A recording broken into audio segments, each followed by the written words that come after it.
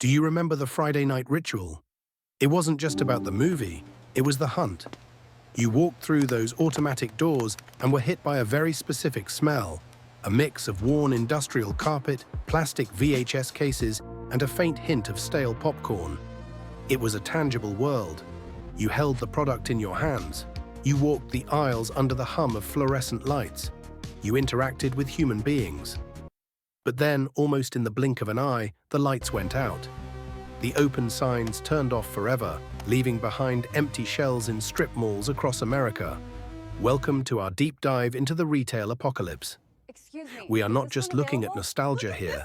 We are dissecting the cold, hard economic reality of why the giants fell. We are going to peel back the layers of mismanagement, debt, and digital disruption that turned these powerhouses into memories. Let us begin with the undisputed king of Friday nights, Blockbuster Video. If you close your eyes, you can probably still see that glowing torn ticket stub logo illuminating the parking lot. Walking inside, you were immediately greeted by the bright blue and yellow decor, a color scheme that screamed family entertainment. The layout was a masterpiece of psychological engineering. You had the new release wall, the holy grail of current cinema, often stripped bare by 7 p.m. on a Friday. There was the distinct sound of plastic cases clacking together as people shuffled through the aisles, and the satisfying thud of dropping a return into the slot. It wasn't just a store, it was a communal hub. In the 1990s and early 2000s, making it a Blockbuster night was not just a slogan, it was a defining cultural habit.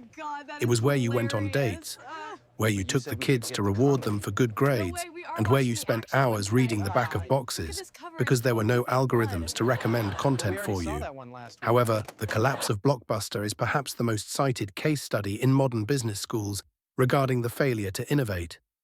While it is easy to point the finger solely at Netflix, the reality is far more complex and rooted in a fatal flaw within their revenue model. Blockbuster was addicted to what economists call bad profits. A massive chunk of their operating income, nearly $800 million at their peak, came from late fees. This created an adversarial relationship with their customer base. When Reed Hastings founded Netflix, he did so specifically to eliminate that friction. Blockbuster essentially punished its customers for using its product, while Netflix rewarded them with convenience. Financially, Blockbuster was also crippled by bad timing and massive debt. When they were spun off from Viacom in 2004, the deal saddled the company with over $1 billion in debt right out of the gate. This is a crucial detail. That debt load strangled their cash flow, removing the liquidity they desperately needed to build a competitor to Netflix's streaming service or Redbox's kiosks. They actually did launch a streaming service, Total Access, which was gaining traction, but the debt ceiling forced new leadership to cut the program to save money in the short term. It was a classic penny-wise, pound-foolish decision. Furthermore, their massive real estate footprint became an anchor. With over 9,000 stores at their height, the overhead for rent, electricity, and staffing was astronomical compared to the server costs of a digital competitor. They were an asset-heavy company in an increasingly asset-light economy. They clung to the brick-and-mortar philosophy that physical presence equaled market dominance, failing to see that the product wasn't the cassette or the disc. The product was the entertainment itself. By the time they filed for Chapter 11 bankruptcy protection in 2010, the world had already moved to the cloud, leaving Blockbuster grounded in a physical reality that no longer existed. Next up is the ultimate childhood mecca, Toys R Us. Entering this store felt like walking into a fever dream of pure consumption. It was vast, often warehouse-sized, with aisles that seemed to stretch on for miles. You remember the smell of fresh vinyl from the doll aisle and the distinct, dusty scent of cardboard boxes stacked to the ceiling. The lighting was harsh, industrial fluorescent, but it illuminated a paradise. You had the video game section, usually a glass case in the middle or back, which held the high-ticket items like the Nintendo or Sega Genesis, guarded like Fort Knox. And of course, there was Jeffrey the giraffe staring down at you from every corner. Culturally, Toys R Us was the heartbeat of the American holiday season. The arrival of the big book catalog in the mail was a defining event, essentially signaling the start of Christmas planning for millions of kids. It was the place where you registered for your birthday, A physical registry where you scanned items with a chunky plastic gun, dreaming of a pile of presents. It wasn't just shopping, it was a pilgrimage.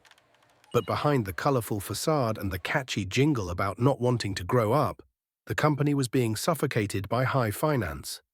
The death of Toys R Us is a textbook tragedy of a leveraged buyout, or LBO. In 2005, the company was taken private by Bain Capital, KKR, and Vornado Realty Trust.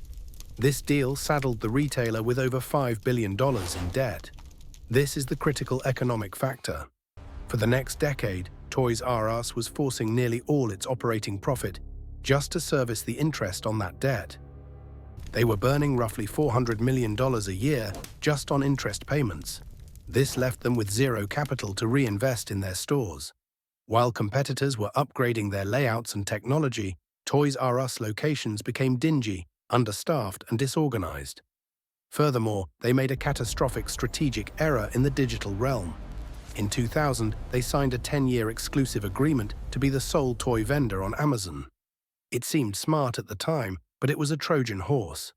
By relying on Amazon's infrastructure, Toys R Us failed to develop its own e-commerce muscle. They effectively taught Amazon the toy business, handing over their data and customer habits to the very giant that would later devour them. On the brick-and-mortar front, they were squeezed by Walmart and Target, who used toys as loss leaders. These big-box stores would sell toys at or below cost during the holidays just to get parents into the store to buy high-margin items like groceries or electronics. Toys R Us, being a specialty retailer, had to make a profit on the toys themselves. They could not compete in a price war when their opponents were willing to lose money on every sale just to steal foot traffic. Crushed by private equity debt and outflanked by generalist retailers, the giraffe didn't stand a chance.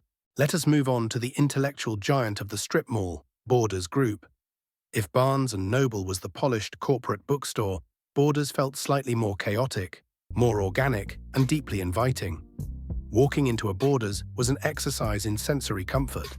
The smell of brewing coffee, often Seattle's best, mixed with the scent of millions of paper pages. The carpets were often deep and patterned, designed to dampen sound and encourage you to sit on the floor.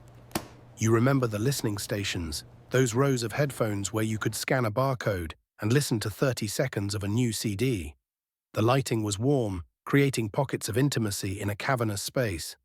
Culturally, Borders championed the concept of the third place, a social surrounding separate from the two usual social environments of home and the workplace. It was a shelter for students cramming for finals, a safe harbor for first dates, and a place where you could lose 3 hours simply browsing the staff recommends shelves. It wasn't just a store, it was a library where you could drink lattes and talk loudly. From a business perspective, however, the collapse of Borders is a masterclass in strategic suicide, specifically regarding the outsourcing of competence. In 2001, in what is now viewed as one of the worst decisions in retail history, Borders signed a deal to hand over its entire online operation to Amazon.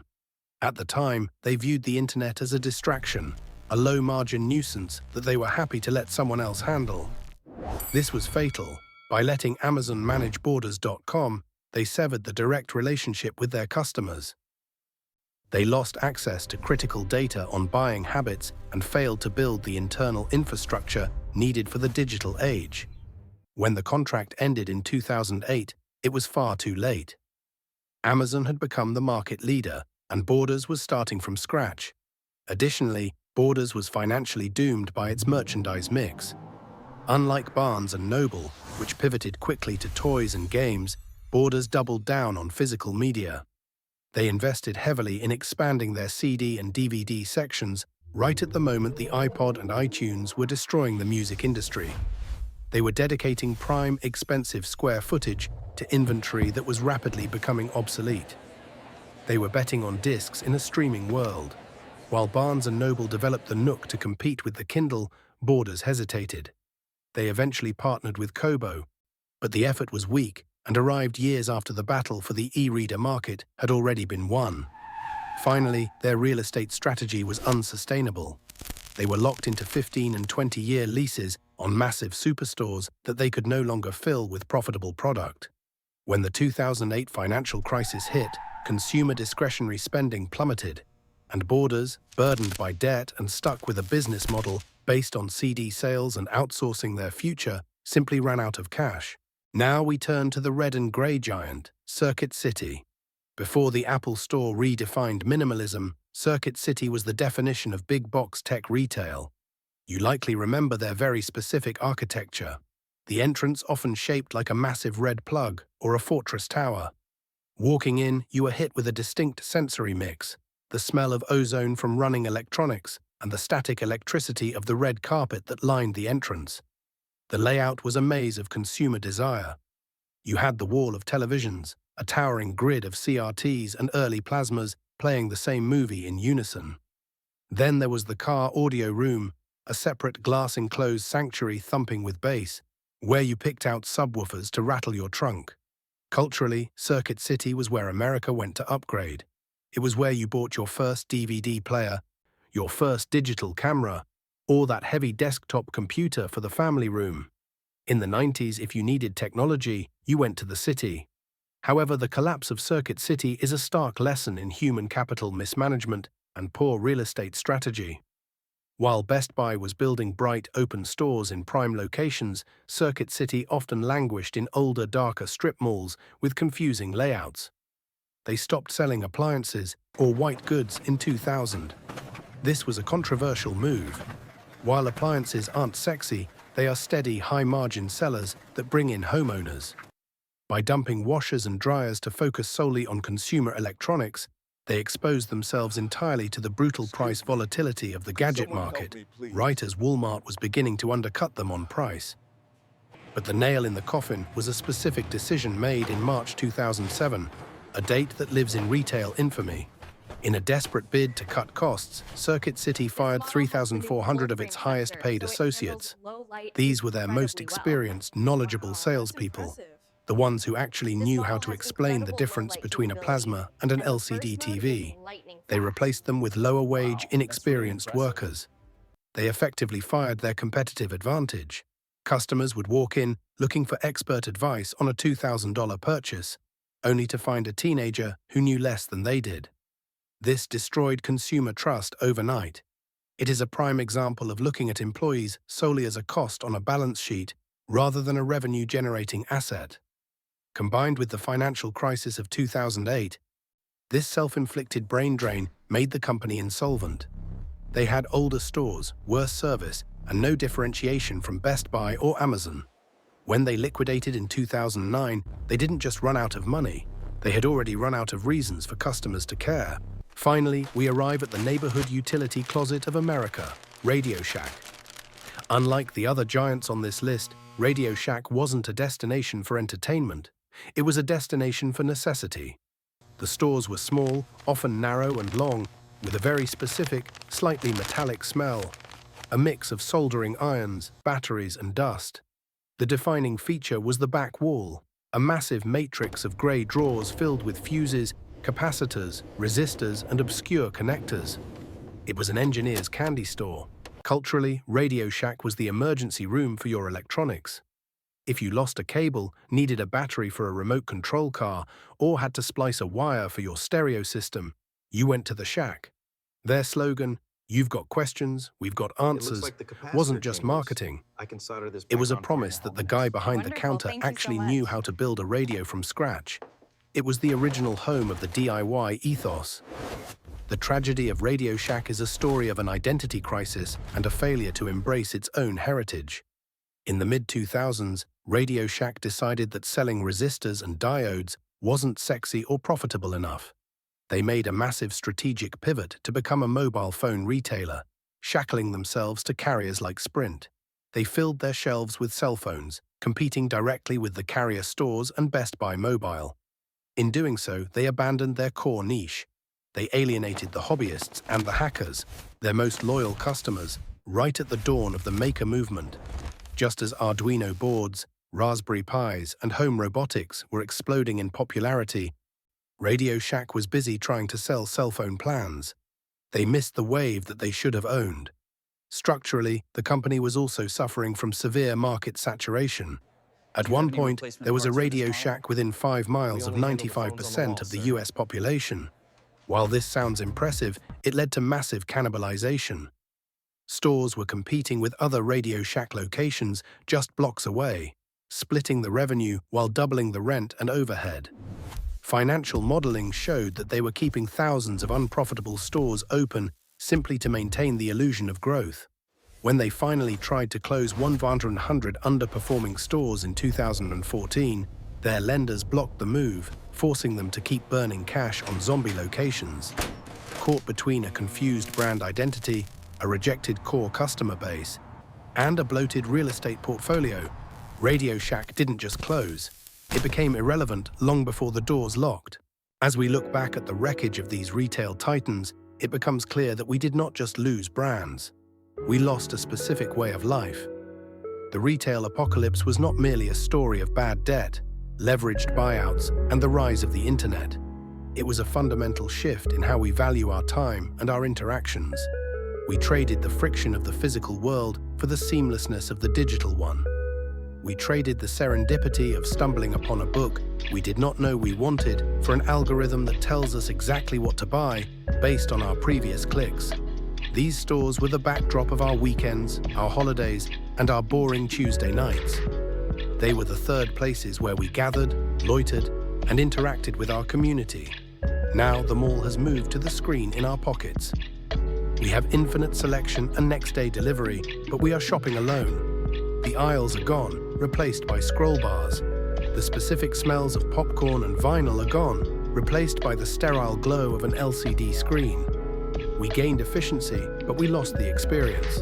The lights are off in the store, but the memory remains vivid. Which brings me to you. I want to know your story. Which closed store do you miss the most?